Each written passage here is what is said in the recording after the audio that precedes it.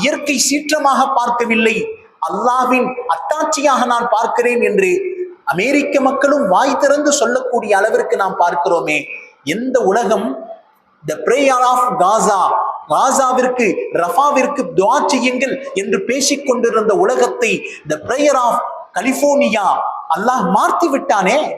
California அந்த loss ஏஞ்சலஸுக்காக வேண்டி முழு உலகமும் எங்களுக்காக வேண்டி பிரார்த்தனை செய்யுங்கள் என்று மக்கள் முழுவதும் பேசும் நிலைமையை அல்லாஹ் மாற்றி விட்டானே. ஆனால் நேற்று கோடியில் புரண்டு கொண்டிருந்தவன் அடுத்த நாள் வீதியில் நிற்கிறானே. ஆனால் யோசித்து பார்க்கிறோம், இது அல்லாஹ்வினுடைய கோபம் வெறும் ஆது சமூதுடைய கூட்டத்திற்கு மட்டும்தான் என்று நினைக்கிறோம். அப்படியல்ல, எந்த இடத்தில் அல்லாஹ்விற்கு மாற்றமான காரியங்கள் ஏற்படுகிறதோ அந்த இடத்தை அல்லாஹ் வேதனையால் ஆட்கொண்டு விட்டால் அல்லாஹ் உடனே அந்த இடத்தை இல்லாமல் ஆக்குகிறான்.